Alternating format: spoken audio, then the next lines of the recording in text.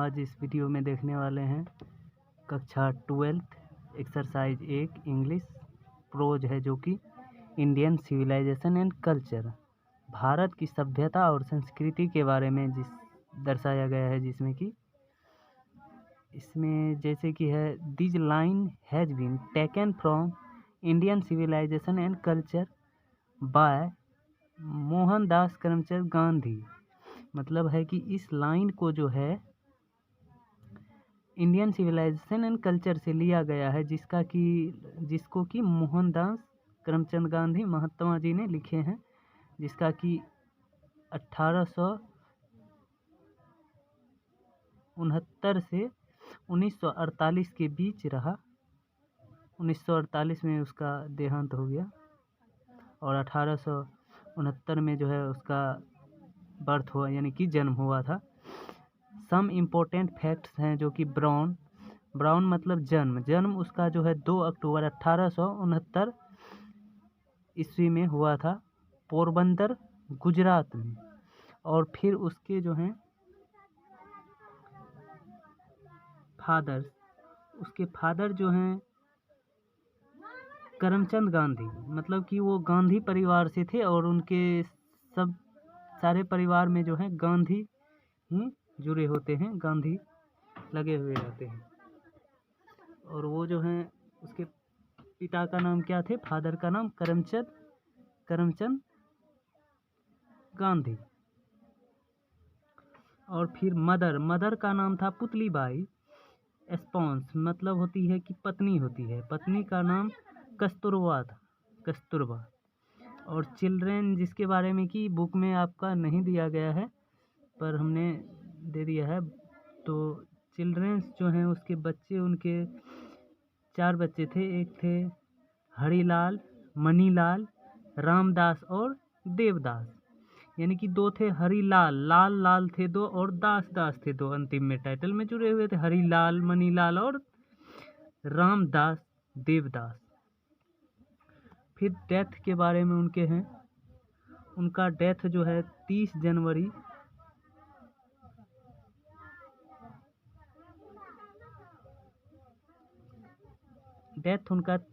1948 ईस्वी में बिरला हाउस दिल्ली में हुआ था। उसका यानी कि मृत्यु जो है 30 जनवरी को 1948 ईस्वी को बिरला हाउस में हुआ था। फेमस बुक उसका हिंद स्वराज, जो कि 1909 ईस्वी में पब्लिश हुआ था। सत्य का प्रयोग 1925 ईस्वी में। दूसरा बुक उसका था कौन सा, तो एक बुक हो गया ये और दूसरा बुक हो गया ये सत्य का प्रयोग, जो कि 1925 ईस्वी में पब्लिश हुआ था। और उसके बाद मोमेंट्स के बारे में हम जान लेते हैं।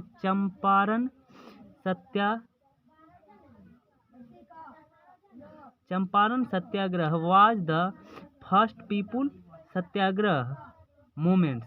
उसका मोमेंट्स जो है चंपारण सत्याग्रह जो है उसका फर्स्ट पीपुल ऑफ मोमेंट्स था। और उसके बाद पॉपुलरिटी कहाँ तक थी, तो पॉपुलरिटी में उन्हें जो है आप लोग को पता होगा कि उन्हें क्या कहते थे, बापू कह के बुलाते थे।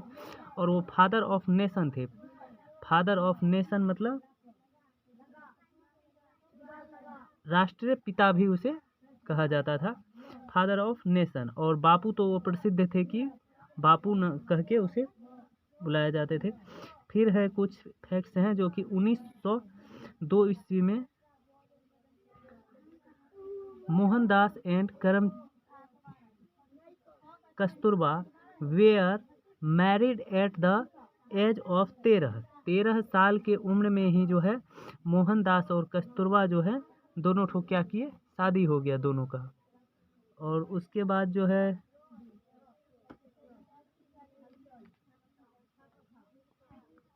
Great leader actives. और उसके बाद वो क्या हुए कि एक महान लीडर के सभ्य में आए। Gandhiji talks about the sound foundations of Indian civilization which has successfully withstood the passage of time। और उन्होंने जब उनका शादी हो गया, जब उनका मैरिड हो गया, तो उसी के बाद उन्होंने क्या किया, वो लीडर बने और उसके बाद उन्होंने ये नियम निकाला, बाल विवाह जो है, बाल विवाह का को हटाया। उसके बाद फिर देख लेते हैं आगे कुछ लाइंस हैं।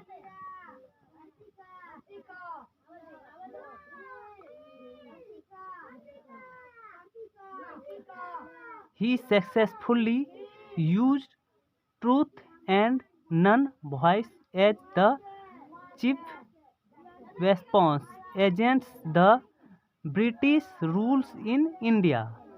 वो जो है सत्य और अहिंसा के खिलाफ, वो पहले आजकल जो हमारे आंदोलन लगाते हैं, कोई भी क्या करते हैं, वो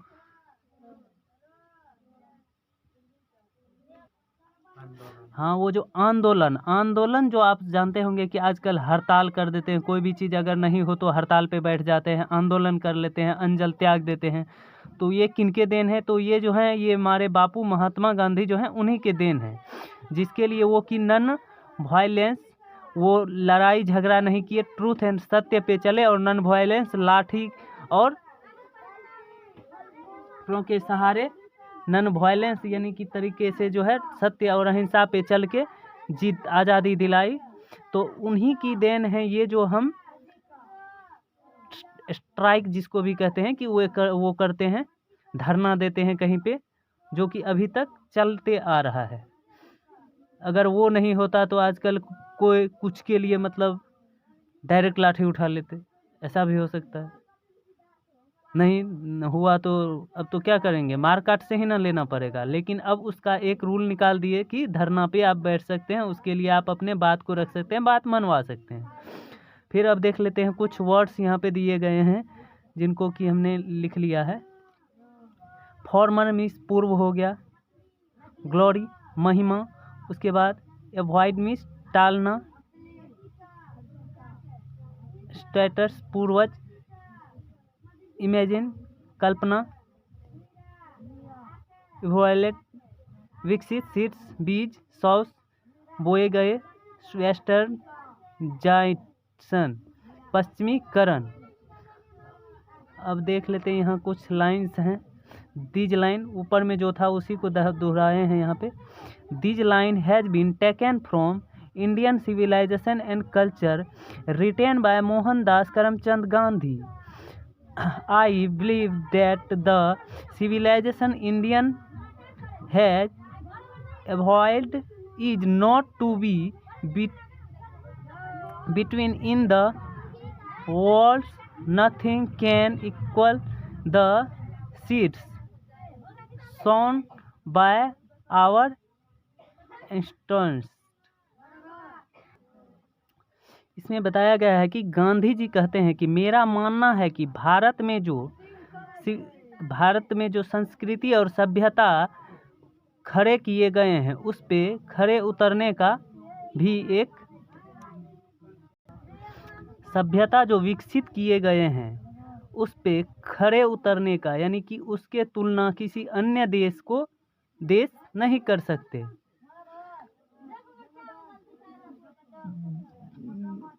उनके द्वारा जो बीज बोए गए हैं, गांधी जी के द्वारा जो बीज बोए गए हैं, आवर एक्सीडेंट्स रेनोवेंट्स ग्रीस उत्तर, उन पे खड़े उतरने का साहस, same facts the might of the फ्रैग्स was broken, Japan has become western of Seema, nothing can be said but India is still somehow or other sounds at the foundations.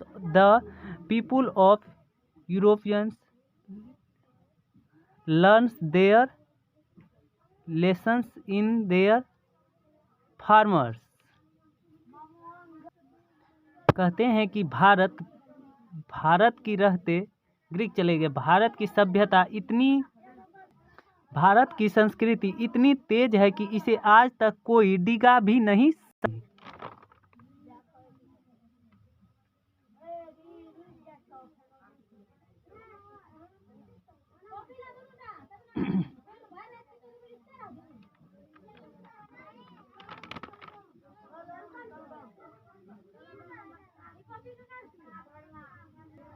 Japan का पाश्चीकरण हो गया। चीन के बारे में कुछ कहा नहीं जा सकता, लेकिन भारत अपने आप में यूरोन है। यूरोप के लोग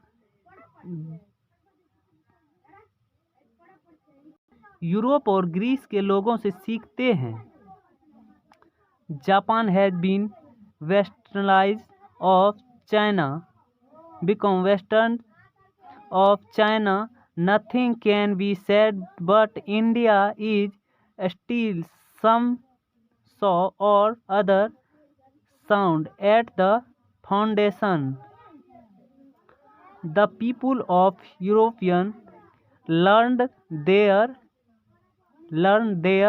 lessons in their farmer gold in typing to learn from them. We European imagine that they will avoid the mistakes of Greece and Rome. Such is their preterve conditions. लोग के साथ दिखने में कि ये जो हैं टाइपिंग मतलब यूरोपियन से जो है भारत की संस्कृति और सभ्यता के बारे में, मतलब कि गांधी जी ने साफ शब्दों में दर्शा दिया है कि हमारे भारत की संस्कृति और सभ्यता जो है यूरोप और रोम की संस्कृति सभ्यता से क्या है, एक अलग है। Condition Bharat Indian condition is very Rome की इस कंडीशन से सच इज देयर प्रेटेबल कंडीशन। तो आप लोग देख चुके हैं। उसके बाद थोड़ा है और एक लास्ट क्वेश्चन देख लेते हैं। यहाँ से आपको जिसको हिंदी में अगर किसी को दिक्कत है तो वो हिंदी भी यहाँ से देख सकते हैं। यहाँ से है कि गांधी जी अपने देश के प्रति विश्वास और उसकी सभ्यता के बारे में कहते हैं कि मेरा महान मानना है कि भारत में जो सभ्यता विकसित की है उसकी तुलना किसी अन्य देश से नहीं की जा सकती है। यह अपने आप अनुलनीय है। गांधी जी कहते हैं हमारे पूर्वजों द्वारा जो बीज एकता या अखंडता या संस्कार बोए हैं उनकी बराबरी दुनिया के कोई लोग नहीं कर सकते। भारत की संस्कृति इतनी ज़्यादा मजबूत है कि आज तक इसे कोई डिगा भी नहीं सका। भारत के रहते रोम चला गया, ग्रीस की सभ्यता नष्ट हो गई, जापान का पश्चिमीकरण हो गया, चीन के बारे में तो कुछ कहा नहीं जा सकता है लोग, लेकिन भारत अपने आप में अनडिंग है। यूरोप के लोग ग्रीस या रोम के लोगों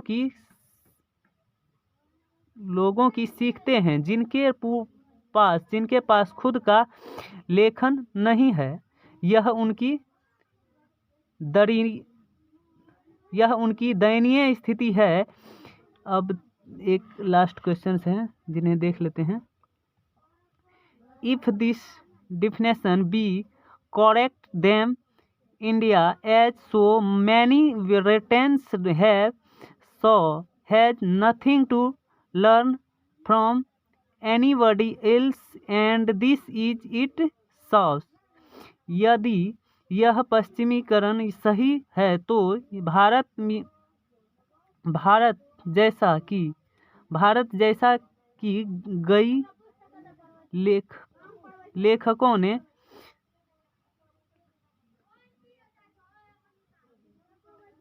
ये नहीं है। लेखकों ने दिखाया है कि किसी और से सीखने के लिए कोई ज़रूरत नहीं है, यह जैसा है वैसा ही है। तो आप देख सकते हैं यहाँ से।